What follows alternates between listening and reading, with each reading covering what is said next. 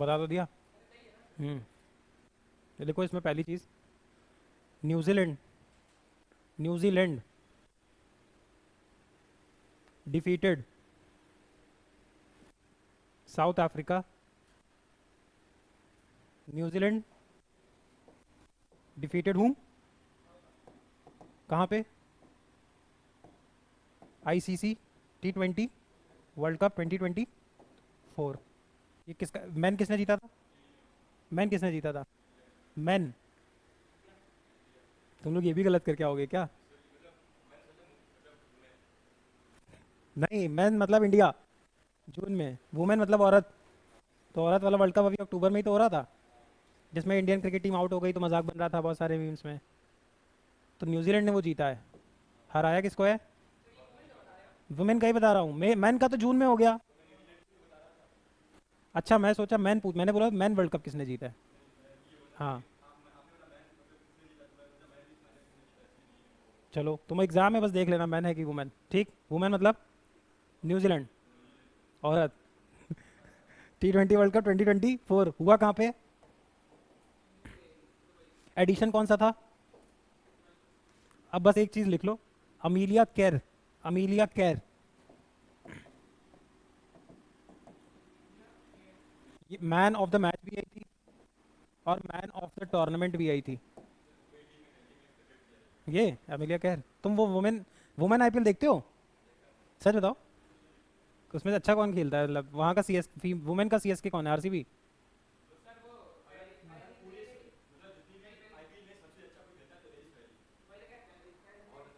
यही।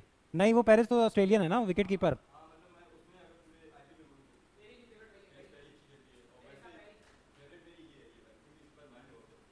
इसके पास क्या बहुत है? क्या बहुत है? अच्छा, माइंड। मुझे कुछ और आ है। हाँ, हरमनप्रीत कौर, वो भी बढ़िया है। चलो आगे लिखो। लॉन्ग, लॉन्ग, लुओंग कॉन्ग, लू वोंग क्वांग, वियतनाम का नया प्रेसिडेंट है, new president of Vietnam. Vietnam मतलब आसियान, याद है? 10 countries, Bangkok declaration, association for south east Asian nation, उनमें ये कौन सी है? वियतनाम। वियतनाम की capital? Hanoi, Hanoi, Hanoi, Hanoi, Hanoi.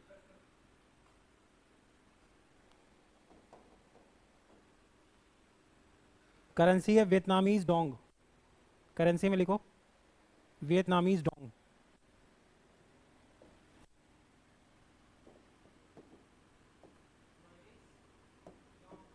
Dong. हाँ, ये वहाँ की करेंसी है, कैपिटल क्या है? हनोई। चेंज कौन हुआ है? वहाँ का प्रेसिडेंट।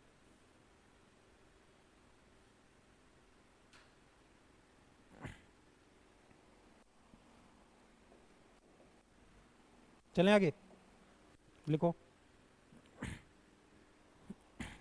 एससीओ पढ़ाया हुआ है, शंघाई कोऑपरेशन ऑर्गेनाइजेशन, पक्का?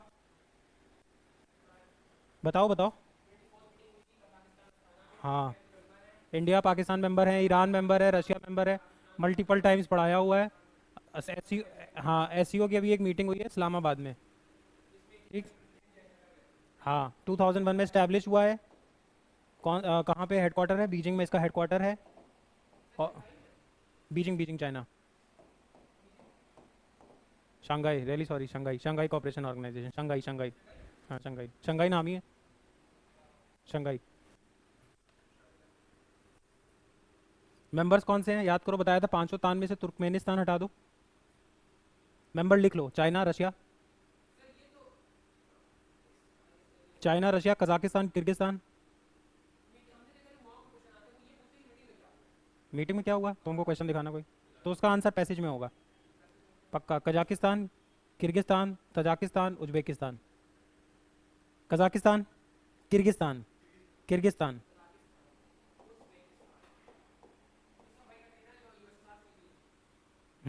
15 कंट्रीज, तजाकिस्तान, फिर उज्बेकिस्तान, फिर ईरान, पाकिस्तान एंड इंडिया। हम्म। अभी इंडिया ने एक कंट्री में मेडिकल असिस्टेंस भेजा है। इंडिया ने एक कंट्री में ह्यूमैनिटेरियन ग्राउंड पे मेडिकल क्या भेजा है, असिस्टेंस। किस में भेजा है? आंसर लिखो, लेबनान। समझ गए क्यों? लेबनान में क्यों भेजा जाएगा वहाँ, बताओ। हाँ, समझ गए। अरे इसराइल वॉर हो रही है तो दिक्कत होगी लेबनान में। इंडिया ने तो मेडिकल असिस्टेंस भेजा है। किसके पास भेजा है? मेडिकल मेडिकल असिस्टेंस किसको भेजा है? From India to Lebanon. पूछ सकता है इस बार, लेबनान की कैपिटल? बैरूत। बैरूत। और करेंसी? Lebanese pound. चलें आगे।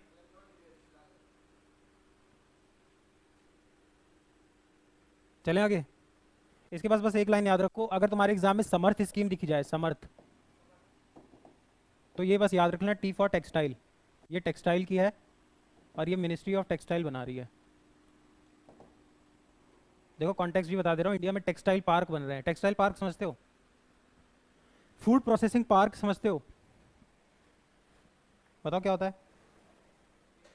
देखो,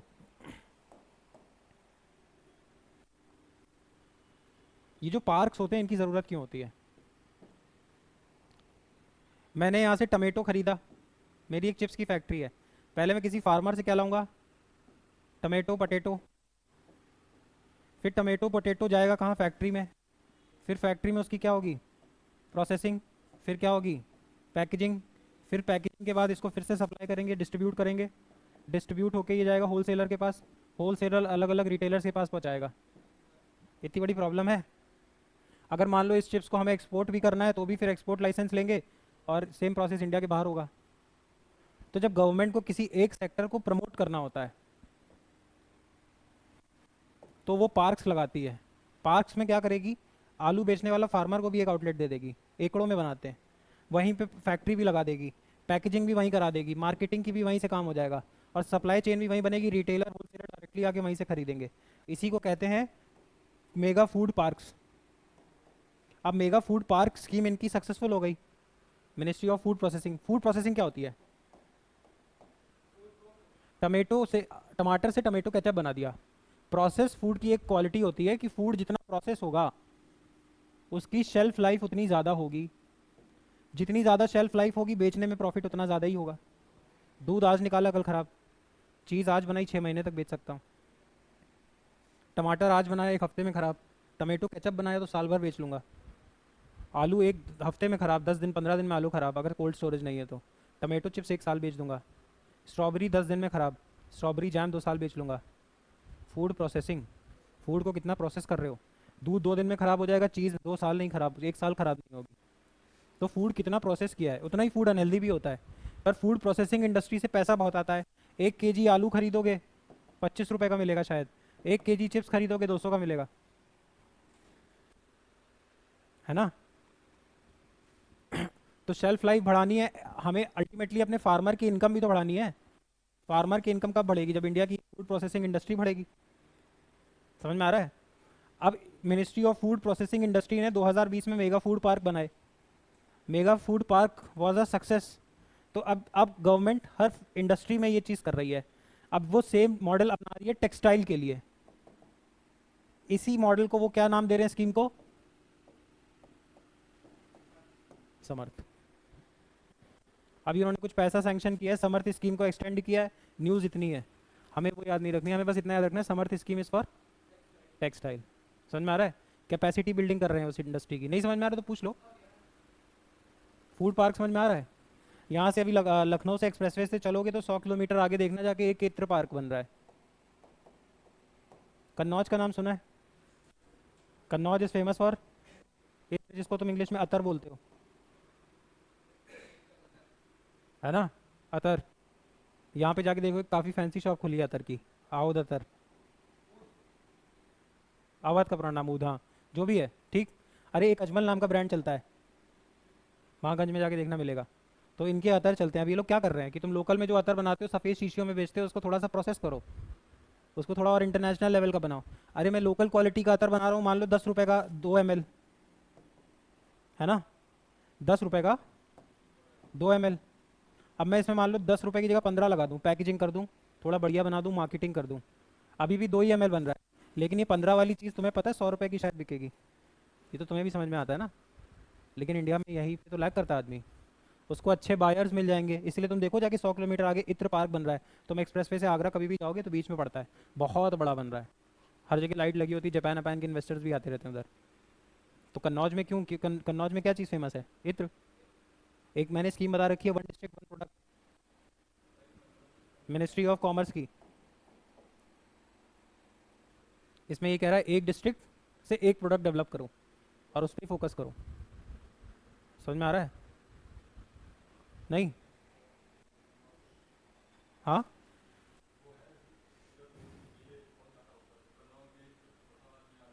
आलू। फरुखाबाद में एक चीज़ का काम और होता है, लहंगे का। बहुत लोगों को मालूम नहीं होता है। माधुरी दीक्षित ने जो देवदास मूवी में लहंगे पहने हुए थे वो कहाँ से बन के गए थे? फरुखाबाद। फरुखाबाद में फेमस फरुखा और लहंगों में फेमस कौन है? बॉम्बे या दिल्ली के डिज़ाइनर। उनका काम कौन कर रहा होता है?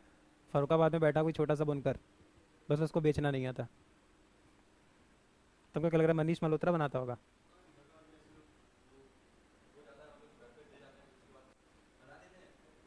ये चांदनी चौक, बॉम्बे, दिल्ली में जितने लहंगे मिलते हैं अच्छे अच्छे, ये सब फरुखाबाद में बन रहे होते हैं। और फरुखाबाद का ही आदमी दिल्ली में चांदनी चौक से खरीद के लाता है।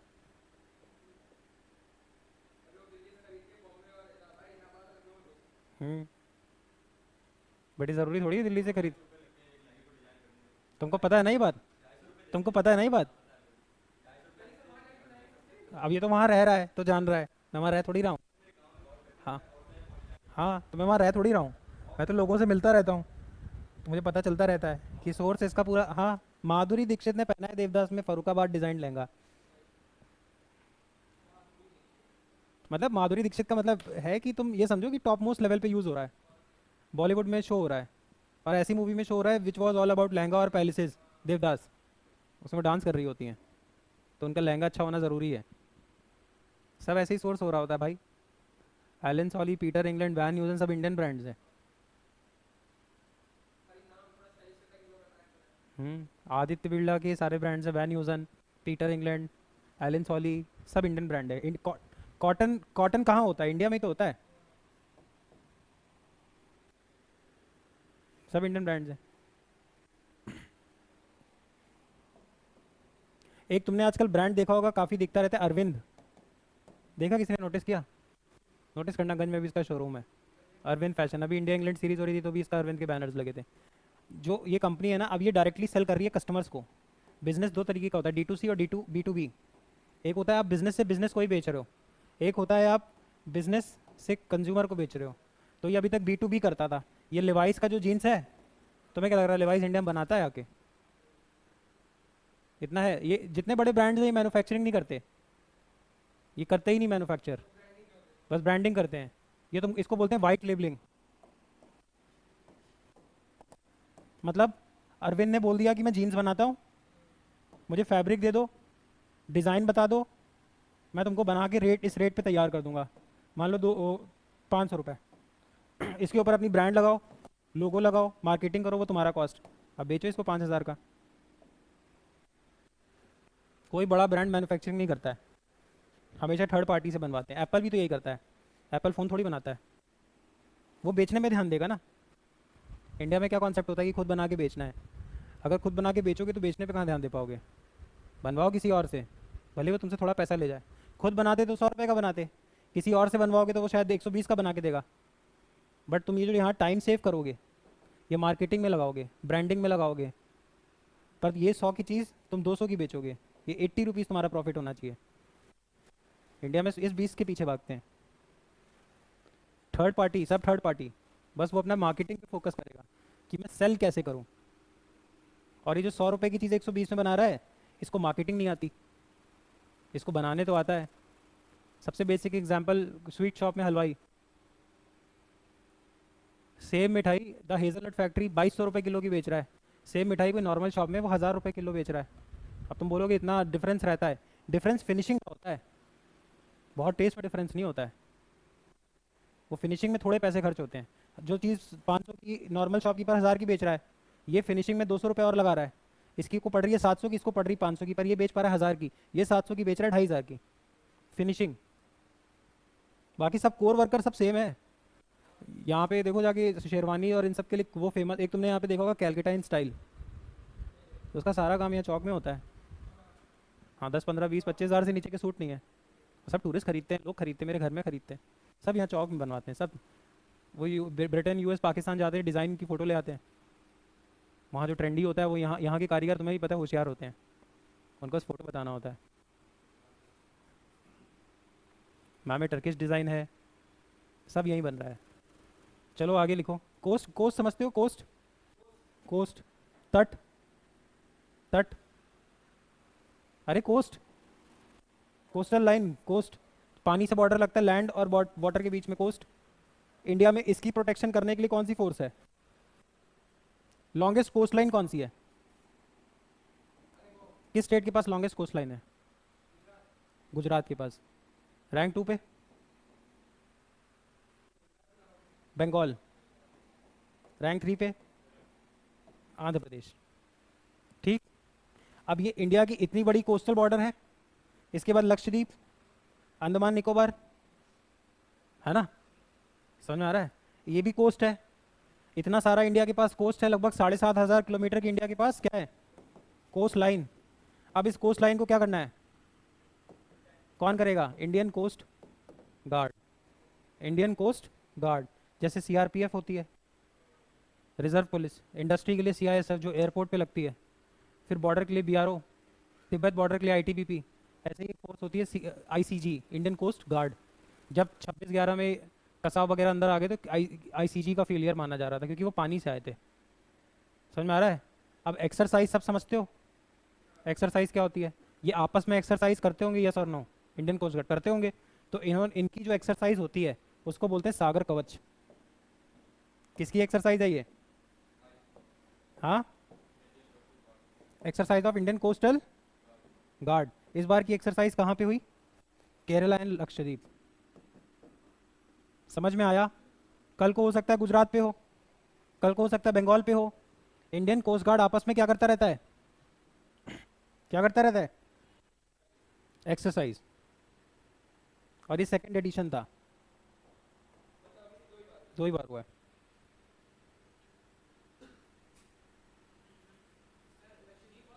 केरला,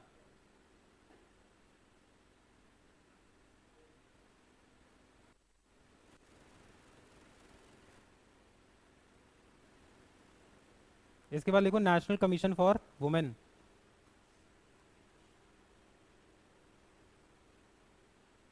क्या नेशनल कमीशन ऑफ वुमेन कैसी बॉडी है? नहीं है, यही पंगा है। इंडिया में अगर क्वेश्चन पूछ दे national commission for schedule caste, it is a constitutional body. National commission for schedule tribe, constitutional body. National commission for OBC, constitutional. But अगर तुमसे पूछे नेशनल कमीशन फॉर माइनॉरिटी और नेशनल कमीशन फॉर वुमेन, ये दोनों कैसी body है? Statutory body. Statutory body मतलब किसी लॉ से बनी है, बट कॉन्स्टिट्यूशनल लॉ से तो नहीं बनी है। समझे? ये बॉडी बनी है, ये एग्जिस्ट करती है, बट ये कॉन्स्टिट्यूशन में नहीं लिखी है, किसी और कानून से बनी है। समझ में आया? तो हमें पढ़ना क्या है? National commission for women. क्या पढ़ना है? National commission for women. क्यों? क्योंकि ये चेंज हुई है। नई का नाम बताओ, नई का नाम बताओ। चेक कर ले यार एक बार, चेंज चेक कर लो कोई please. New president of national commission for women.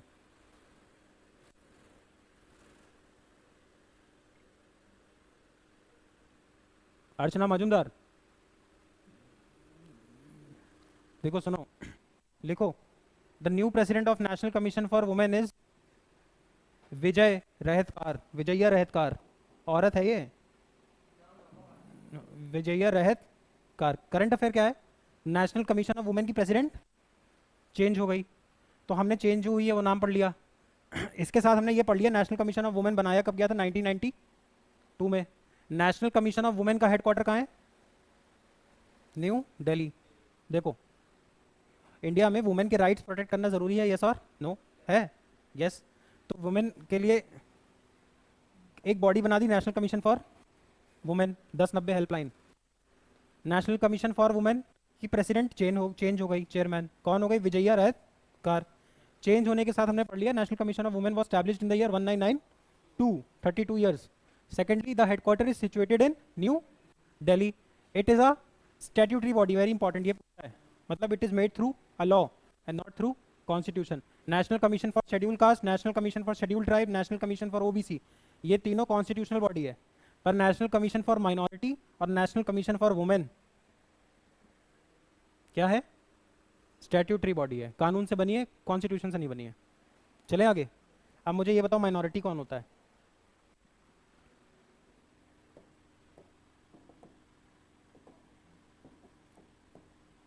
Minority कौन है? तो मुस्लिम माइनॉरिटी है, यस और नो? मुस्लिम सबसे कम कहाँ है देश में? मुस्लिम से कम तो पारसी है। माइनॉरिटी कैसे डिसाइड होती है? मुस्लिम पॉपुलेशन कितनी है इंडिया में? लगभग 25 करोड़। तो 25 करोड़ माइनॉरिटी कैसे हो सकता है? मुस्लिम छोड़ो भाई, कोई भी, सिख भी होंगे मान लो 2-3 करोड़, तो माइनॉरिटी कैसे हो गए? 3 करोड़ लोग माइनॉरिटी कैसे हो गए? बताओ। कभी भी कोई पूछे माइनॉरिटी तो हमेशा याद रखना minority is a subjective word. Depend करेगा। सब्जेक्टिव मतलब डिपेंड क्या करेगा? मतलब मान लो मैं एक रूम में हूँ, इस रूम में वी हैव, मान लो रिलीजन के बेस पे देख रहे हैं, we have 9 people who follow Islam and we have 1 people who follows Hindu, तो यहाँ पे माइनॉरिटी कौन हो गई? हिंदू। उल्टा कर दो, 3 Muslims and 7 Hindus, religious ground पे माइनॉरिटी कौन हो गई? मुस्लिम्स। अब तो माइनॉरिटी तो मतलब सब्जेक्टिव है, चेंज हो जाएगी। किसी रूम में आदमी है तो औरत माइनॉरिटी में, किसी और रूम में औरतें हैं तो आदमी माइनॉरिटी में। तो ये प्रॉब्लम को कैसे सॉल्व किया जाए? तो इंडिया ने सिर्फ 2 टाइप की माइनॉरिटी को रिकग्नाइज किया है। 2 types of minorities are recognised in India. क्योंकि माइनॉरिटी तो कुछ भी हो सकती है। मान लो everyone here sitting can speak in English और एक आदमी इंग्लिश में बात नहीं कर सकता, तो रिलीजियस लिंग्विस्टिक ग्राउंड पे वो माइनॉरिटी हो गया, रिलीजन ग्राउंड पे कोई और माइनॉरिटी हो गया। 100 लोग शहर से थे, एक आदमी गांव से था, ये 100 लोग गांव से थे, एक आदमी शहर से था। मैं अपने गांव जाता हूँ तो रूरल अर्बन बैकग्राउंड में तो माइनॉरिटी में कौन हो गया? मैं हो गया। समझ में आ रहा है? तो माइनॉरिटी तो कॉन्टेक्सचुअल है, किसी भी सेंस में तो माइनॉरिटी हो सकते हो। तो इंडिया ने 2 तरीके की माइनॉरिटी मानी है और अपने कॉन्स्टिट्यूशन में मानी है, और वो माइनॉरिटी 2 है, एक है रिलीजियस ग्राउंड पे और दूसरी है लिंग्विस्टिक ग्राउंड पे। हम सिर्फ भाषा और धर्म में माइनॉरिटी देखते हैं, इसके अलावा कहीं पे भी माइनॉरिटी का कॉन्सेप्ट नहीं है। समझ में आया?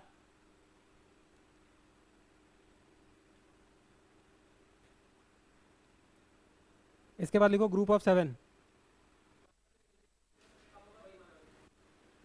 कॉन्टेक्स्ट में कम हो गया ना, हिंदू के कॉन्टेक्स्ट में मुस्लिम माइनॉरिटी हो गई, क्योंकि हम रिलीजियस माइनॉरिटी जैसे कॉन्सेप्ट को मानते हैं। समझ में आया? बोलो। अब इसके बाद लिखो defence ministerial meeting of, defence ministerial मतलब डिफेंस मिनिस्टर्स मिलेंगे। Defence ministerial meeting of G7। अब G7 क्या है? G7 है पुराने रईस, पुराने रईस देशों के ग्रुप को बोलते हैं G7। US, UK, Britain, sorry France, Germany, Italy, Japan और कनाडा। अरे ब्रिटेन की जगह यूके लिख दिया, तुम ब्रिटेन लिख लो। यूएस, यूके, फ्रांस, 2 तो रटी लोगे। ब्रिटेन और फ्रांस पुराने अमीर थे, है ना? जर्मनी भी, यूएस भी, इटली भी, जापान और कनाडा, सारे एडवांस नेशंस। ठीक, इनके ग्रुप को क्या बोलते हैं? G7। G7। अब G7 का दुश्मन नंबर 1 कौन होगा? चाइना। अब इनको पता है हम किसको काउंटर नहीं कर पा रहे हैं? चाइना को। तो ये अब देखो, अभी तक जब तक चाइना से दिक्कत नहीं थी, अकेले ले लेते थे तो ये G7 बना के रखते थे। कोई इनसे कहता था हमें भी ग्रुप में ले लो, ये नहीं लेते थे, एलिटिज्म पुराना। अब इनको पता है कि चाइना को काउंटर करने के लिए कुछ और कंट्रीज भी लगेंगे, तो अब इन्होंने अपने ग्रुप, ये अपने ग्रुप बोलते अपने आप को G7 है, पर अपनी मीटिंग जब कराते हैं तो कहते हैं हम D10 है। D10 मतलब डेमोक्रेसी 10। चाइना में डेमोक्रेसी नहीं है, हम देखो सारे डेमोक्रेसी वाले देश हैं, तो हम 3 डेमोक्रेसी वाले और ले आए अपने साथ, इंडिया, ऑस्ट्रेलिया और साउथ कोरिया। देखो तीनों तीनों को काउंट, ये तीनों किसको काउंटर कर रहे हैं?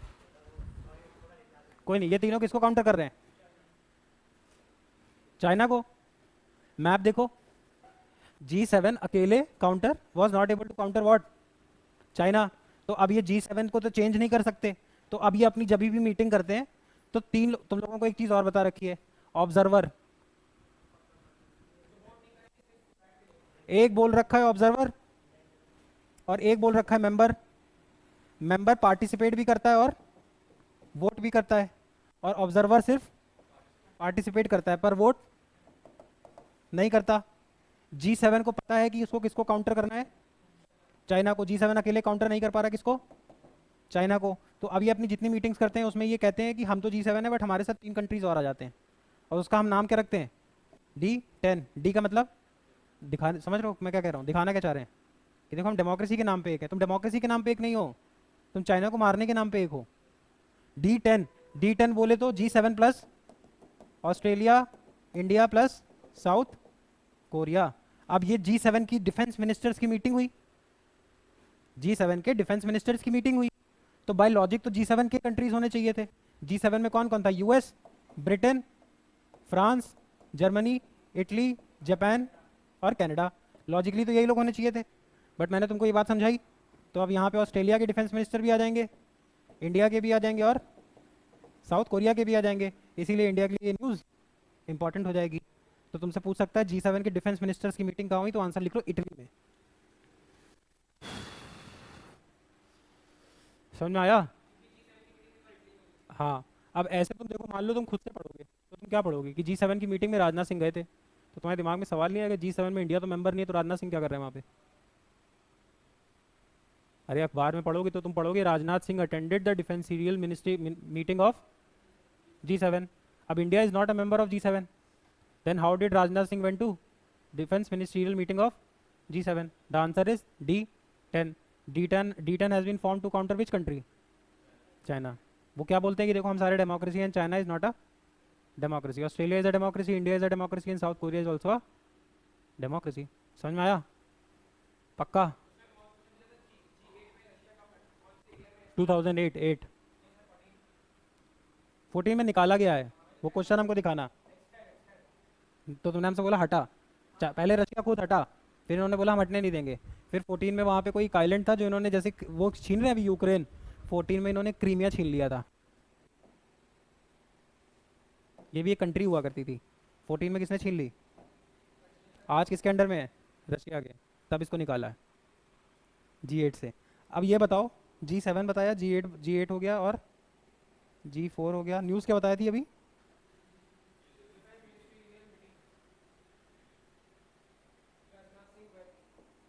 हुआ कहाँ पे? लिखो, which of the following countries,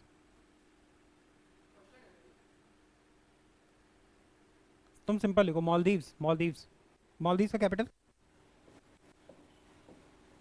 Maldives का capital? Hmm,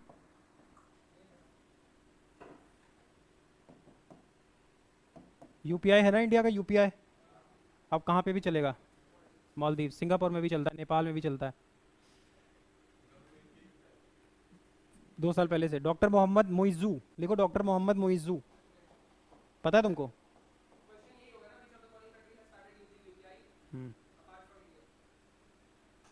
which of the following countries has adopted India's UPI? अभी इससे पहले सिंगापुर में भी चलता है और नेपाल में चलता है और अब मालदीव्स में चलता है, भूटान में भी चलता है। मालदीव्स का प्रेसिडेंट कौन है? मोहम्मद मोइजुम। मालदीव्स की कैपिटल लिखो माले, MALE, माले। करेंसी लिखो Maldivian rufiyaa, RUFI, Maldivian rufiyaa. Rufiyaa.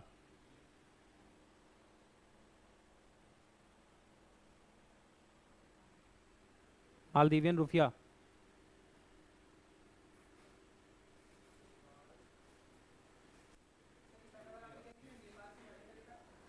Bhutan, Maldives, Singapore, Maldives, Bhutan. इसके बाद लिखो अभी इंडियन कोस्ट गार्ड की एक्सरसाइज बताई थी, इंडियन कोस्ट गार्ड की एक्सरसाइज बताई थी, क्या नाम था? हाँ, सागर कवच कहाँ पे हो रही है? झांसी में हो रही है। झांसी में कोस्ट गार्ड क्या करेगा? झांसी में कोस्ट गार्ड क्या करेगा? अब ये देखो बुद्धि लगाने वाली बात है, इंडियन कोस्ट गार्ड जो कोस्ट को गार्ड करे, तभी तो मैं कहता हूँ ध्यान से सुनो। कोस्ट पे जो गार्ड करेगा, तो अगर ऑप्शन में कल को झांसी आएगा तब तुमको तुरंत एलिमिनेट कर देना चाहिए, क्योंकि Jhansi is not a coastal area, तो वहां कोस्टल की एक्सरसाइज कैसे होगी भाई? अभी समझाया, लैंड वाटर।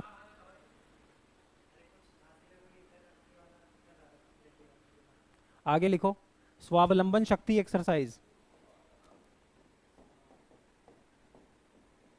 ये किसकी एक्सरसाइज है? स्वावलंबन, स्वावलंबन, स्वावलंबन। सखी, स्वावलंबन, स्वावलंबन शक्ति एक्सरसाइज आर्मी की एक्सरसाइज है, उत्तर प्रदेश में हुई है।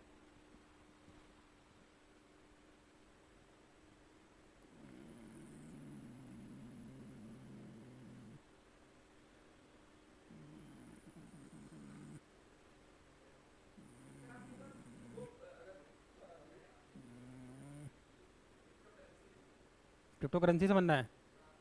पहले लिखो exercise Kakadu, exercise Kakadu, KAKADU, exercise Kakadu.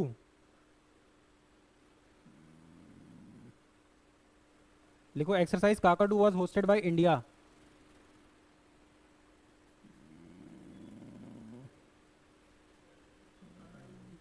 Kakadu is a part of exercise Malabar exercise. देखो,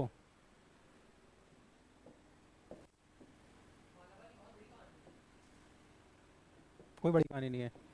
मालाबार बोलते किस एरिया को? इस एरिया को, ठीक। मालाबार कोस्ट, वी एरिया नहीं, केरला वाला एरिया, कोरोमंडल कोस्ट। कुरकुरे का एक फ्लेवर भी आता था मालाबार स्टाइल, वो केरला बेस्ड था, केरला के स्पाइस। अब ये इस एरिया को क्या बोलते हैं? मालाबार।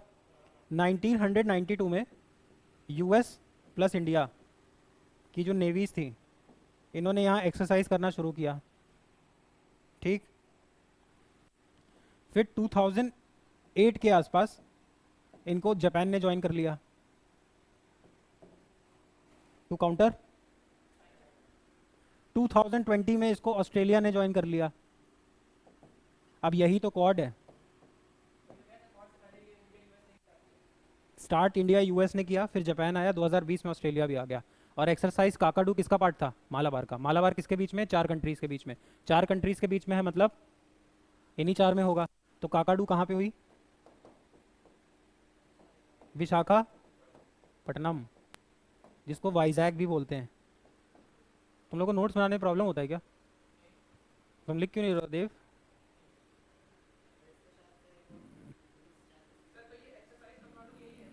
इसका पार्ट है।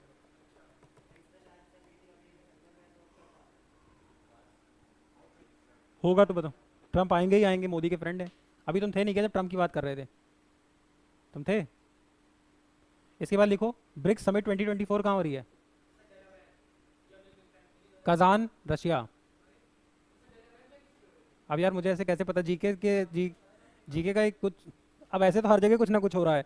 लखनऊ में यहाँ तुम्हारी पढ़ाई चल रही है, आपको पूछेगा लखनऊ में क्या चल रहा है।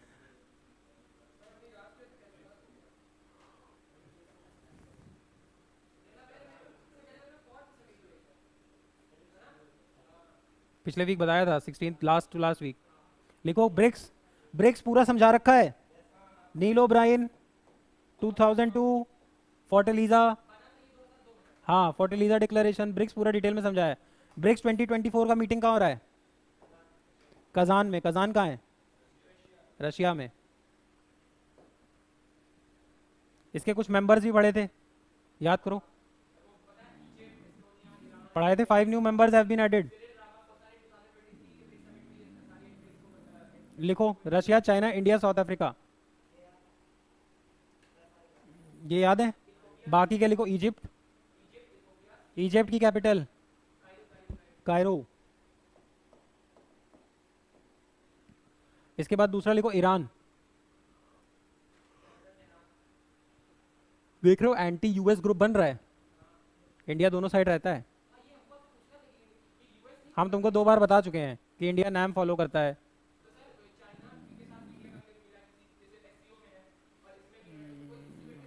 हाँ तो इंडिया जैसे ही तो होना ही चाहिए, दोनों तरफ से लेता है फायदा। हाँ, Egypt, Iran, United Arab Emirates. Egypt, Iran, United Arab Emirates, Saudi Arabia and Ethiopia, Riyadh.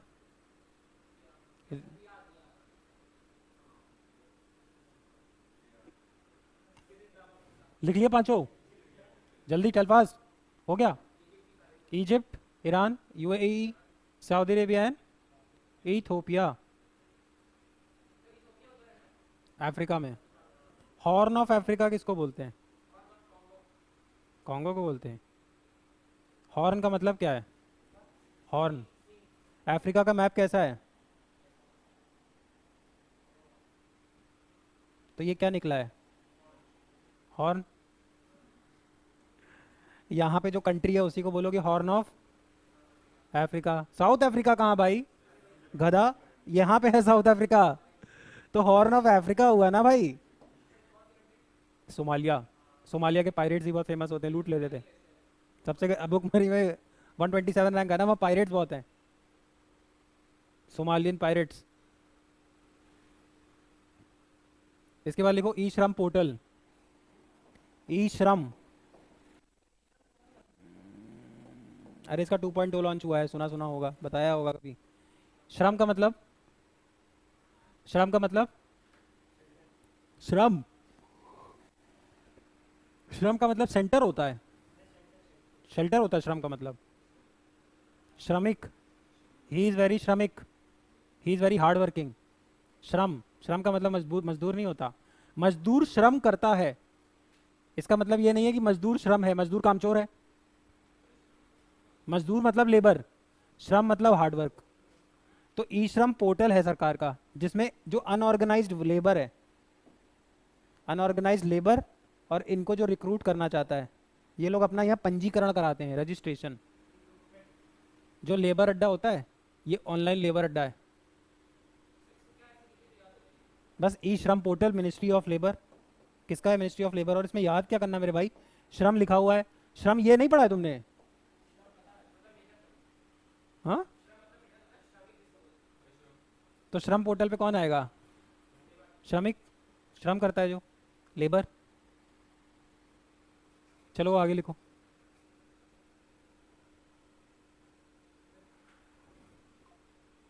आगे लिखो। Delhi, Delhi, the state of Delhi has become the first state in India. The state of Delhi, the state of Delhi,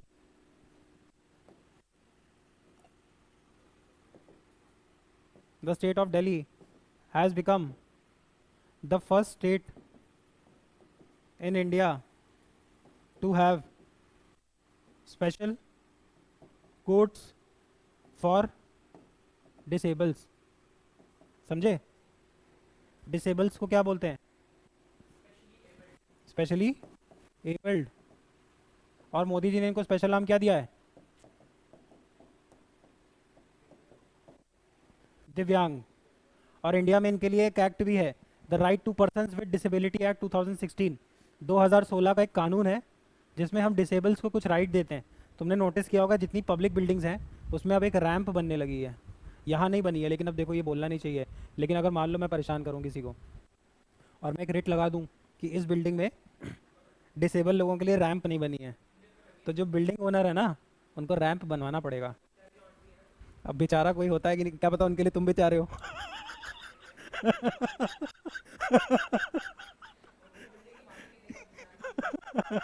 खुद ही सोचो ना, बेचारा भी देखो subjective है। बे- मुझे, मैं ये नहीं कह रहा तुम बेचारे होगे, लेकिन मैं कह रहा हूँ कि किसी को बेचारा करने से, कहने से पहले अपने अपना पहले उतने पावरफुल हो जाओ, नहीं तो पता चला तुम उनको बेचारा बोल रहे हो, तुमको बेचारा समझ ले, तो भाई इस पूरे इकोसिस्टम की क्या है वो। तो कहाँ से बेचारी हैं? बेचारी आंटी। मैं ये कह रहा हूँ 2000 देखो, हम पढ़ क्या रहे थे? क्या पढ़ रहे थे? हाँ, देखो हम पढ़ रहे थे कि दिल्ली पहला स्टेट बना है स्पेशली एबल्ड चाइल्ड नहीं, जो डिसेबल्ड लोगों के लिए कोर्ट, मतलब कोर्ट कचहरी में आराम हो जाएगी, आने जाने में आराम हो जाएगी, इनका फास्ट ट्रैक कोर्ट में काम चल जाएगा, तेज मुकदमा हो जाएगा। जिसके पैर नहीं है, हाथ नहीं है, सुन नहीं सकता, अब उनके लिए ज़रूरी भी है कोर्ट्स, नए कोर्ट्स बनाए जाएंगे मैटरों के लिए उनके। अब ये चीज़ क्यों हो रही है? क्योंकि कई टाइम से इन पे ध्यान दिया जा रहा है। तुमने देखा होगा शायद इनका 2 या 3% रिजर्वेशन भी होता है, जिसको तुम पीडब्ल्यूडी कोटा बोलते हो, person with disability, person with disability, PWD. कभी भी देखना पीडब्ल्यूडी कोटा लिखा हो तो समझ जाना पर्सन विद डिसेबिलिटी। या पीएच लिखा होगा, फिजिकली हैंडीकैप। ये भी 3 सेक्शन में होता है, PH1, PH2, PH3। आँख नाक की डिसेबिलिटी 3 में होती है, हाथ पैर की 1 में होती है, इतना डिटेल में नहीं जाना है, ये सबसे खतरनाक कोटा मिलता है इसमें। तो पर्सन विद डिसेबिलिटी लिखा होगा, पीडब्ल्यूडी कहीं पढ़ो तो समझ जाओ पर्सन विद डिसेबिलिटी लिखा है। पब्लिक वर्क डिपार्टमेंट भी होता है, पर अगर ऐसे लिखा होगा तो पब्लिक वर्क डिपार्टमेंट, ऐसे लिखा होगा तो पर्सन विद डिसेबिलिटी। और दूसरा physically handy cap, Modi ji ने इन लोगों के लिए स्पेशल नाम रखा है दिव्यांगजन।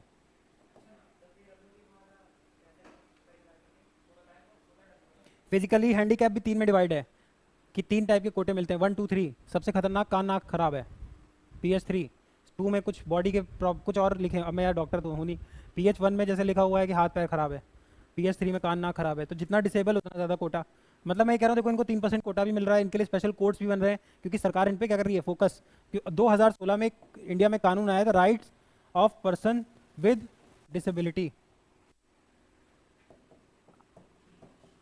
आया था 2016। उसी कानून में बहुत सारी चीज़ें लिखी गई हैं इनके बारे में। अभी मैं पूछूंगा एक चीज़, वो पूछता है एग्जाम में, देखो rights of person with disability, इनके लिए कानून है जिसमें गवर्नमेंट ने इनको बहुत सारे राइट्स दिए हैं। ट्रांसजेंडर के लिए भी कानून है। अब इनको जैसे रिजर्वेशन जो मिलता है वो इस कानून के तहत मिलता है। अब देखो, मैं ये कह रहा हूँ जैसे इनके इस लॉ में ये लिखा हुआ है कि अगर कोई पब्लिक बिल्डिंग है जहाँ पब्लिक का आना जाना है, और उसमें अगर रैंप नहीं बनी है, तो आप कोर्ट में रिट डालो, फिर कोर्ट बनवाएगा। कोर्ट बनवाएगा मतलब वो मालिक पे प्रेशर डालेगा, बनाओ। हमने अपने कॉलेज में किया हुआ है, हमारे कॉलेज में नहीं थी, तो हो तो इस बिल्डिंग पे भी जाएगी। मैं बस ये कह रहा हूँ कि परेशान करना चाहे तो। अरे भाई मेरा क्या फ़ायदा होगा, ये करने के लिए किया था क्या? और बेचारी आंटी। लेकिन हाँ, अगर किसी को जेन्युइन प्रॉब्लम कभी होगी तो कर सकते हो, तो बस राइट है इसमें, तुम कुछ गलत। मैंडमस, मैंडमस, ठीक। अब ये देखो, right of person with disability हो गया। अब क्वेश्चन ये मैं पूछ रहा हूँ, ये बताओ इंडिया में कितने टाइप की डिसेबिलिटीज़ है? How many types of disabilities exist in India? Mental हो सकती है डिसेबिलिटी, फिजिकल हो सकती है, बहुत तरीके की हो सकती है। कोई ये भी बोल सकता है कि मुझे डिप्रेशन है तो मैं फिजिकली डिसेबल्ड हूँ, तो मैं मान जाऊँगा। इंडिया में ऐसी 21 तरीके की चीज़ें हैं जिनको डिसेबिलिटी माना गया है। अगर तुम उन 21 में हो तो तुम डिसेबल्ड हो। पूजा खेड़कर का केस याद है? IAS पूजा खेड़कर, उसकी कोई डिसेबिलिटी दिख रही थी? उसने कोई मेंटल बीमारी दिखा रखी थी, उन 21 में से कोई एक उठा ली होगी। कानून कहता है ना इन 21 में से कोई भी एक होगी तो आप डिसेबल्ड हो। पता नहीं यार, अब इतना मैं क्या क्या जानूंगा। देख लेना होती है कि नहीं, पर होती है। हाँ, अच्छा उसको था क्या ये प्रॉब्लम? बताता तो बहुत कुछ है। आजकल वापस आ रहा है, कम बैक हो गया इस बार उसका। कौन? किसके साथ है? ये कौन है? कब?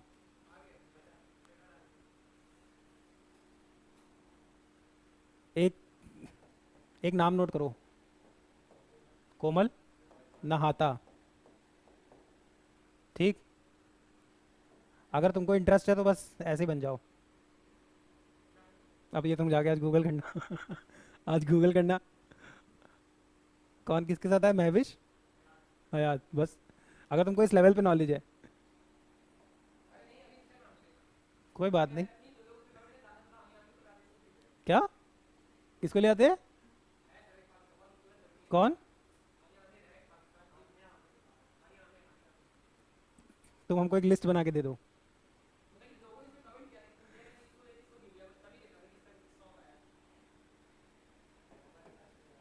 UN डे कब सेलिब्रेट होता है? पढ़ाया हुआ है, 24 अक्टूबर अभी आई थी। इसके बाद लिखो नसीम अल बहर, नसीम अल बहर। ये किसकी एक्सरसाइज है?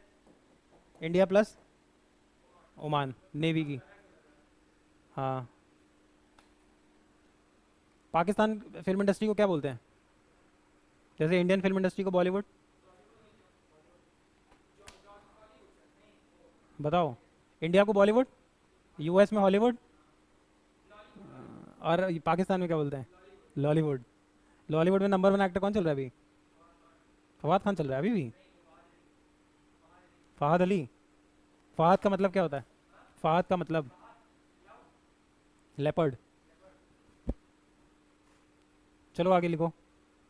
श्री करतारपुर साहिब कॉरिडोर मालूम है? श्री करतारपुर, इंडिया से पाकिस्तान के बीच में एक रास्ता है जिसको खोला हुआ है, किसके लिए? सिख लोगों के लिए। जो गुरु नानक देव जी थे वो कहाँ पैदा हुए थे? लाहौर पाकिस्तान में। तो उनके लिए वो एक रिलीजियस प्लेस है, किसके लिए? सिख लोगों के लिए। इंडिया और पाकिस्तान में ट्रैवल इज नॉट अलाउड, तो इन्होंने क्या कर रखा है? बीच में कॉरिडोर ओपन कर रखा है। ये मुझे कैसे पता होगा यार? लेकिन अब बहुत जल्दी उनके अच्छे रिलेशन हो जाएंगे, क्योंकि 2008 के बाद फिर मोदी जी, फिर पुलवामा। लेकिन अब तुम देखो, इंडिया पाकिस्तान, अब ये इतना डिटेल में तुमसे पूछता नहीं है। जिस हिसाब से अभी रिलेशंस बन रहे हैं, इंडिया और पाकिस्तान के रिलेशंस अभी बहुत अच्छे हो जाएंगे। तुम देखना, इंडिया चैंपियंस ट्रॉफी खेलने जाएगा। अभी कह रहा है ना इंडिया नहीं जाऊंगा, अभी तुम देखना जाएगा।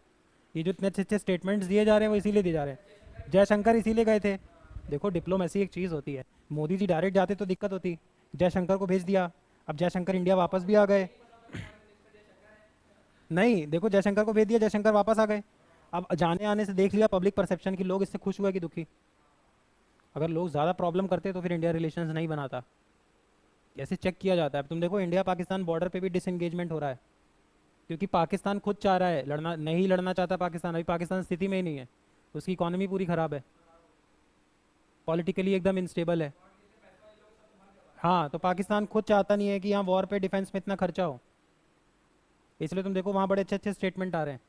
और अब तो डोनाल्ड ट्रंप भी आ गया है। दोस्त, अब यार दोस्त कोई किसी का नहीं होता। हाँ, लेकिन एक एक एक वो होता है ना यार, माइंडसेट, कि तुम भी वैसे ही सोचते हो, मैं भी वैसे ही सोचता हूँ। अभी तुम देखना, बांग्लादेश में मोहम्मद यूसुफ है। मैंने शेख हसीना के बोलने से पहले बोला था कि यूएस क्रिश्चियन कंट्री बनाना चाह रहा है। अभी मैं तुमको एक बात और बता रहा हूँ, 100% देखना, मोहम्मद यूनिस की सत्ता बहुत जल्दी जाएगी, और 2-2.5 महीने के अंदर शेख हसीना वापस पावर में आ जाएगी। मोहम्मद यूनिस किसका पपेट है? जो बिडेन का। जो बिडेन गया, अभी तुम देखते रहना। और Mohammad Yunus was also not liking Modi ji. Modi ji is pro Sheikh Hasina. अभी तुम देखते जाओ, तुम देख लेना अभी, 1-2 महीने के अंदर देखते रहो। श्री करतार बताते हैं, श्री करतारपुर साहिब, श्री, यार अब नहीं पढ़ते हैं, पहले पढ़ा बहुत है। मैं कहीं से भी देख लेता हूँ, मैंने एक टाइम पे, लेकिन 3 से 4 साल मैंने बहुत पढ़ा है। हाँ, बेसिक से पढ़ा, बेसिक से पढ़ा, मतलब ऐसे करंट अफेयर नहीं पढ़ने लग गया ना। मैंने सोचा कि मैं करंट अफेयर पढ़ूंगा। मैंने पहले हिस्ट्री पढ़ी, फिर फिर पॉलिटी, कुछ कुछ किताबें जैसे हिस्ट्री पढ़ी, फिर पॉलिटी पढ़ी, फिर ज्योग्राफी पढ़ी, फिर साइंस टेक पढ़ लिया, फिर इन सबको जोड़ दिया। अब आदमी सोचता है ना, एक चीज़ होती है इंस्टेंट कॉफ़ी एटीट्यूड, जैसे कॉफ़ी तुरंत बन जाती है, तुमको लगता है तुरंत सीख जाऊँ, पॉसिबल नहीं है। तुम एक चीज़ देखोगे, फिर ये करोगे, फिर तुम कहीं कंटेंट देखोगे भी ना, तो भी तुम कुछ एक्स्ट्रा बता लोगे, क्योंकि तुमने और चीज़ें एक्स्ट्रा पढ़ रखी हैं। यार देखो, ऐसा होता है, वही है ना पेशेंस। मैं तुमसे बोल दूंगा फ्रॉम प्लासी टू पार्टीशन पढ़ लो, एक शेखर बंदोपाध्याय की किताब है, लेकिन उससे पहले तुमको क्लास 6 की ज्योग्राफी हिस्ट्री पढ़नी पड़ेगी। अब इतना पेशेंस ही नहीं होता। कहाँ होता है पेशेंस? अभी मैं तुमको बोलूँ क्लास 6 की हिस्ट्री पढ़ के आओ कल, उसमें पढ़ लोगे, लेकिन उसमें कभी लैंग्वेज पे कमांड नहीं होगी। रीडिंग का कोई ऑल्टरनेटिव नहीं है। रीड तो तुमको करना पड़ेगा, अब चाहे तुम हिंदी में करो चाहे इंग्लिश में करो। और ये सब चीज़ें पेशेंस मांगती हैं। जैसे जिम भी देखो पेशेंस मांगता है। अब तुम सोचो, मैं आज जिम करूँ, कल मेरा बॉडी बन जाए, धीरे धीरे धीरे 2-3 साल का एक टास्क है। अगर तुमको इस तरीके से बनना है कि तुमने चीज़ देखी और तुम समझ गए, तो 2-2.5 साल का गेम है। और बात है ना, ये रिवॉर्डिंग इतना है नहीं, कोई एक सब्जेक्ट है नहीं कि मुझे फिजिक्स आती है, तो लोग करते भी नहीं ज़्यादा, उस तरीके से नहीं करते। 2-2.5 साल लगते हैं। अब यहाँ से लोग सोचते हैं मैं क्लैट निकाल लूँगा, मैं सीयूटी कर लूँ, ये कर लूँ। उसके बाद भी अगर सोचो कि 2-2.5 साल लगाऊंगा, तो वर्थ इट है, तुम्हारा इन्वेस्टमेंट वेस्ट नहीं जाएगा। तुम कुछ भी पढ़ोगे ना तो तुम्हारा ये नॉलेज काम आ रहा होता है। तुम आईपीसी का मान लो सेक्शन भी पढ़ लोगे, अब जैसे आईपीसी का एक सेक्शन है, अगर तुमने नाइट में या फायर यूज़ किया हुआ है, मतलब आईपीसी कहता है कि अगर तुम कोई ऐसा क्राइम करते हो जिसमें फायर और नाइट का यूज़ है, रात में किया है और आग यूज़ की है, या तो रात और भी हो सकता है, मतलब समझे, कोई भी क्राइम किया या तो रात में किया या उसमें आग यूज़ की, तो तुम्हारी पनिशमेंट डबल हो जाएगी। अब तुमको ये बढ़िया से समझ में कब आएगा, जब तुम ये भी सोचोगे कि हाँ उस टाइम पे इंडिया के गाँव में लाइट भी नहीं थी। समझ रहे हो मैं क्या कह रहा हूँ? उस टाइम की सोसाइटी जब समझोगे तब ये चीज़ समझ में आएगी। अब एक खाली आईपीसी पढ़ने से ये तो समझ जाओगे कि रात की सज़ा कम है, उसकी सज़ा कम है, रीज़न क्या है उसके पीछे, वो तो धीरे धीरे ही आएगा, और वो सब करते नहीं है। सब लोगों का प्रॉब्लम क्या होता है, सब चाहते हैं मैं न्यूज़पेपर से सीख जाऊँ। भाई न्यूज़पेपर से सीखते तो सब सीख जाते, एक बार तुमको पेशेंस के साथ हिस्ट्री, ज्योग्राफी, पॉलिटी, ये सारी चीज़ें पढ़नी ही पड़ेंगी, पेशेंस के साथ। हाँ हाँ हाँ। न्यूज़ न्यूज़ न्यूज़ का फुल फॉर्म बताओ।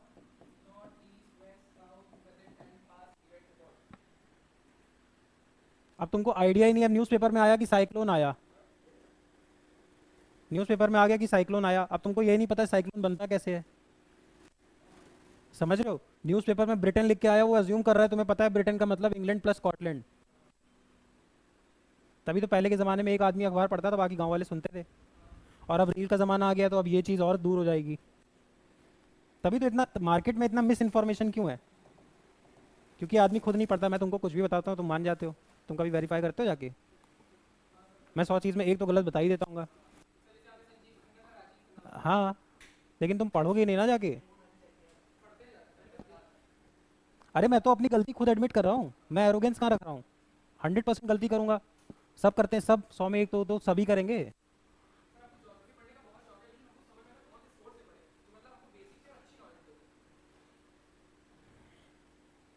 क्लास 6 की कोई भी किताब उठाया करो, यहाँ से पढ़ा करो, जब ये आ जाए तो 7 पे जाओ।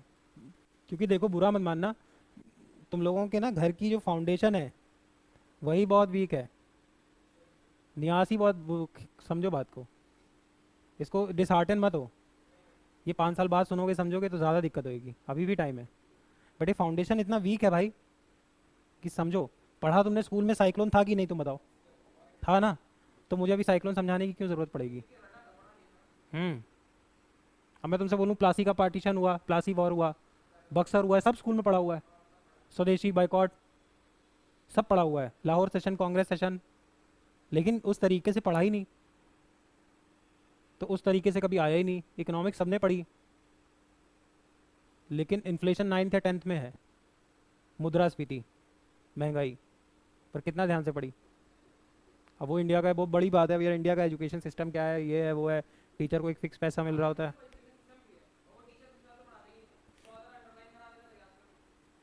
इंडिया में यार टीचर वो बनते हैं भाई, मतलब बाय चांस टाइप के टीचर, बाय चॉइस वाले टीचर बहुत कम है।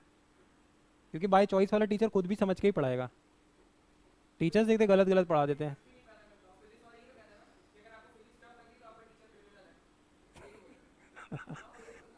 अब इतना भी हार्ड नहीं होते हैं, लेकिन हाँ, लेकिन ये सब बड़ी इंटरेस्टिंग चीज़ें हैं। हिस्ट्री हो गई, कॉन्स्टिट्यूशन हो गया, पढ़ाने वाले भी फ़र्क पड़ता है कैसा पढ़ा रहा है। मिसाइल हो गया, ये सब इंटरेस्टिंग चीज़ें, स्पेस हो गई। और ये तुम 100% मैं तुमको अपने पर्सनल एक्सपीरियंस से बता रहा हूँ, तुम्हारा मैथ एक बार तुम्हारे काम नहीं आएगा, फिजिक्स काम नहीं आएगी, केमिस्ट्री काम नहीं आएगी, लेकिन ये सब चीज़ें रियल वर्ल्ड में यही काम आती हैं। तुम कहीं किसी से मिलने जाओगे, वहाँ प्रोजेक्टाइल मोशन पैराबोला बताओगे क्या? मान लो कोई गैदरिंग में गए हो, वहाँ डॉक्टर भी आया है, सीए भी आया है, लॉयर भी आया है, एक्टर भी आया है, वहाँ क्या डिस्कस करोगे? वहाँ तो इसराइल पैलेस्टाइन ही डिस्कस होगा ना, कि वहाँ पे ये ट्रिग्नोमेट्री डिस्कस होएगी, और वो बताएगा आईपीसी में ये है, फिर वो बताएगा न्यूरोलॉजिस्ट ये कहते हैं। अब यही बात है। अब ग्लोबल वार्मिंग क्यों नहीं आनी चाहिए, बताओ, सबको आनी चाहिए। ग्लोबल वार्मिंग क्यों हो रही है? तुम पीसीबी पीसीएम के बच्चे से पूछो सही से, तो वो नहीं बता पाएगा ग्लोबल वार्मिंग क्या होती है। कहाँ बता पाएगा? मुझे 100% पता है, जब मैं बताता हूँ कि कोई भी चीज़ फॉसिल हो, लिविंग नॉन लिविंग, तो उसमें से 6 गैसेस निकलती है, तो हर बच्चे की शक्ल पे तो पहली बार सुन रहा है। अभी उसको प्रोजेक्टाइल मोशन दिया तो था पिछले क्लास में, दिया था ना, अभी भूल गए? अभी तो खास 10 मिनट तुम्हारे लिए स्पेशली बेइज्जती हुई थी, एक्स और वाई की इक्वेशन पूछ ली थी। तो कितना बेसिक बेसिक है ना वो सवाल, तुम अपने दिल से बताओ। हाँ,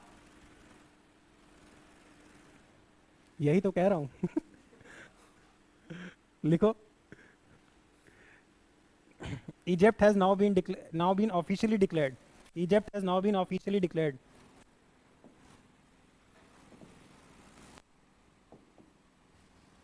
और देखो यार, सबका पढ़ने में मन नहीं लगेगा, इसको अदरवाइज मत लेना, पढ़ना सबको चाहिए।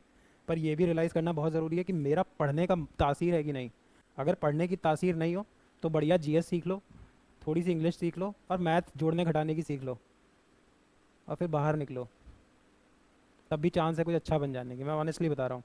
बहुत अजीब बात है, सब लोग इसको अलग बोलेंगे, पेरेंट्स भी तुम्हें बोलेंगे क्या सिखा रहे हो मेरे बच्चे को। पर मैं तुम्हें ऑनेस्टली बता रहा हूँ, तुम एक बार को मान लो बहुत रगड़ के, बहुत मेहनत करके एनएलएस आईयू चले गए, एक मान के चलते हैं हाइपोथेटिकल, तुम्हारी पढ़ने की आदत नहीं है, you are ought to fail, यहाँ फेल हो जाओगे, डिग्री ले आओगे हाँ, you are ought to fail 100%। तुम्हारा रीडिंग का आदत नहीं है, हर बार तो तुमको कोई चीज़, हर चीज़ आदमी समझाएगा नहीं, जब समझाएगा तो पैसे मांगेगा। ये तो ऑनेस्ट है ना, सच बात है। अब तुमको इतनी करंट अफेयर पढ़ते रहना है, चलो मान लो मैं तुम्हें 1 साल का फ्री कोर्स दे दूंगा, 2 साल दे दूंगा। अब उमाम जैदी 30 साल के हो गए तब फ्री दे देंगे? तब तो उमाम जैदी को बोलूंगा ना, उमाम जैदी तुम 30 साल के हो, मैं 35 साल का हूँ, चलो बेटा पैसे निकालो। प्रैक्टिकली बता रहा हूँ, तुम स्टूडेंट तक तुम्हें दे दूंगा जब तक तुम यूनिवर्सिटी में हो, कि मैं पढ़ा रहा हूँ, तुम करंट अफेयर सुन लो। कभी तो तुमको खुद पढ़नी पड़ेगी, नहीं तो तुम दूसरे पे डिपेंडेंट रहोगे। मैं सही बता रहा हूँ, अगर पढ़ने का इंटरेस्ट है, क्योंकि बिना इंटरेस्ट बहुत लंबा नहीं जा पाओगे पढ़ाई में। अगर पढ़ने में इंटरेस्ट है तब तो बहुत पढ़ना चाहिए, पढ़ने में इंटरेस्ट नहीं है तो मोटा मोटा जीएस सीखो, थोड़ी बहुत इंग्लिश बोलना सीख लो, कि काम भर की कर लो, तुम्हारा बिजनेस में लॉस ना हो, और जोड़ने घटाने भर की मैथ्स, और फिर मार्केट में जाओ। डराने वाली बात नहीं कह रहा हूँ, लेकिन मैं बहुत सही बात बोल रहा हूँ, बहुत सही। हाँ, इंडिया में प्रॉब्लम क्या है ना, इंडिया में सोचते हैं कि अब मेरा पढ़ाने में, वो पढ़ने में मन नहीं भी लग रहा है, तभी वो पेरेंट्स को बेवकूफ़ बनाएगा, और पेरेंट्स से सोचते रहेंगे कि ये पढ़ रहा है, और वो सिर्फ इस डर में बोल नहीं पाएगा कि ये क्या बोलेंगे। तो उस चक्कर में जो उसके मेन इंपॉर्टेंट ईयर्स होते हैं काम करने के, वो इसी स्कैम में चले जाते हैं। ये पेरेंट्स को स्कैम दे रहा होता है, और पेरेंट्स इसको स्कैम दे रहे होते हैं। इससे बेटर रियलाइज़ करो, बता दो। मैं बता तो रहा हूँ, मैं रैंक नहीं बोलता हूँ, तुम उसका नाम देखने लगोगे। मेरे साथ के बैच का एनएलएस बैंगलोर गया था, 2 सेमेस्टर नहीं झेल पाया, अडिक्ट हो गया, छोड़ दिया। लेकिन देखो उसमें टैलेंट था, तो उसने आके नॉर्मल बीए किया। फिर एक कॉलेज है एफएमएस, आईएम में तुम एबीसी सुनते हो, अहमदाबाद बैंगलोर कलकत्ता लखनऊ, लेकिन इसकी टक्कर का एफएमएस है। आईएम अहमदाबाद की फीस है लगभग 30 लाख, एफएमएस की फीस है 2 लाख। एफएमएस में इतनी सीट्स नहीं, उसने एफएमएस क्रैक कर लिया, अब बढ़िया जॉब कर रहा है। इंटरेस्ट नहीं था उसको लॉ में, ज़बरदस्ती कर रहा था। चलो आगे लिखो, इजिप्ट हैज़ बिकम। अगर पढ़ने में बहुत मन नहीं हुआ, अगर मैं दिल से तुमको बहुत एज अ अच्छा जेस्चर बता रहा हूँ, रीड किया करो। थोड़ा डांटेंगे एग्जाम एग्जाम के लिए, बट रीड, क्योंकि रीड करने से ना तुमको नॉलेज होगा, नॉलेज के बाद मार्केट में निकलो। अल्टीमेटली तो मेरा मैथ्स का मतलब हाइपर बोला पैरा बोला नहीं है, मेरा मैथ्स का मतलब है कि तुमसे मैं बोलूँ 40 × 40, तो तुम जीरो वीरो में कंफ्यूज ना हो जाओ, हिसाब ही नहीं कर पाओगे किसी चीज़ का, है ना। अब उसको अगर मिल्क का बिजनेस करना है तो उसमें कितना पानी किस रेशियो में डालना है, तो उसको मैथ आना चाहिए ना भाई। उतना मैथ, काम भर का मैथ, क्योंकि तुमको बेवकूफ़ ना बना ले, काम भर की इंग्लिश, क्योंकि तुमको बेवकूफ़ ना बना ले, और थोड़ी बहुत दुनियादारी की नॉलेज। बस जब ये सब जानोगे ना, तो लोगों से बात अच्छी करोगे, बात अच्छी करोगे तो लोगों पे इम्पैक्ट पड़ता है, जब लोगों पे इम्पैक्ट पड़ता है तो तुम्हारे काम बनते हैं। अब बाकी तुम्हारी मर्जी। लिखो, Egypt has been declared malaria free by WHO। 6 से स्टार्ट करो, क्लास 6 की बुक से स्टार्ट करो। अब इतने साल दिक्कत हुआ है तो गड्ढा भी तो बड़ा है, और फिर मुश्किल नहीं है। 6 से 7 जाने में बहुत टफ लगेगा, 7 से 8 जाने में टफ लगेगा, एक बार यहाँ तक पहुँच जाओगे फिर बहुत तेज होता है काम। इजिप्ट की कैपिटल कायरो। नमो भारत दिवस लिखो, नमो भारत दिवस।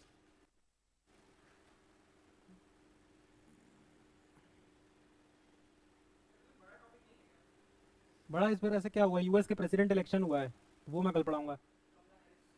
हार गई, बेचारे। सिम्पसन सिम्पसन ने इतना ज़्यादा ही बना दिया है कि सब रिलेट हो जाता है।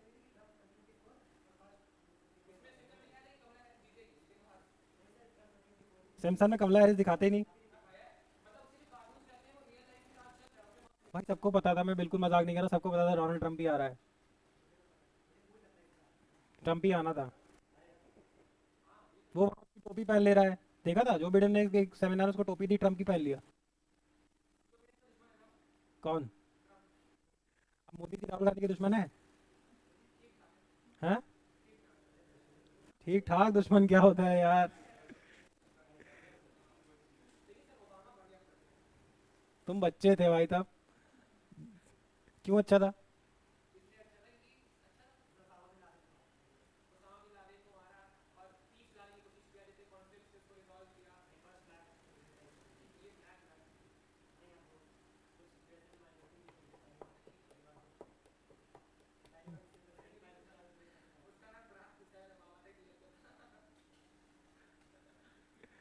कोई बात नहीं, उसको कोई फर्क नहीं पड़ रहा है।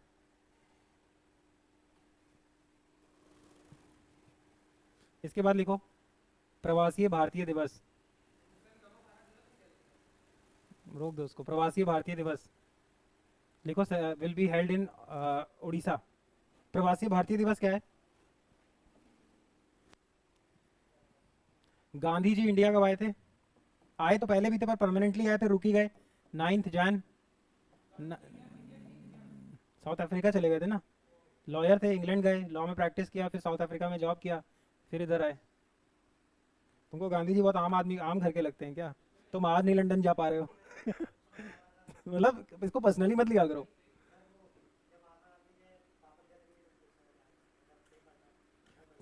क्या? क्या उनके पापा क्या?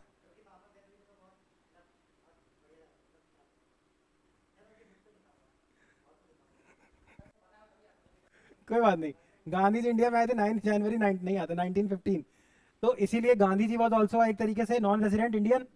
तो एनआरआई लोगों को सपोर्ट करने के लिए, अपने डायस्पोरा को बताने के लिए कि हम, तुम भी हमारी फैमिली हो, हम इंडिया में प्रवासी भारतीय दिवस बनाते हैं। प्रवासी मतलब those Indians who are living outside India, प्रवासी भारतीय नॉन रेजिडेंट इंडियंस। कब बनाते हैं? 9 जनवरी 1915 से बना रहे हैं, क्योंकि Gandhi ji came to India from South Africa. 9 January every day, every year is celebrated as Pravasi Bharatiya Divas. कौन सेलिब्रेट करता है? Ministry of external affairs. इस बार कहाँ पे सेलिब्रेट होगी? उड़ीसा। अब यार इसको थोड़ा रोकते हैं, ज़्यादा बचा नहीं है, कल करें क्लास? कल करते हैं, कल भी तो कितना 4 घंटे का सेशन है ना। चलो। 100%, 100%। सबसे पहला टॉपिक तुम आते ही मुझे बोल देना कि पहला टॉपिक क्रिप्टो करेंसी। पूछेगा नहीं लेकिन मैं बता दूंगा।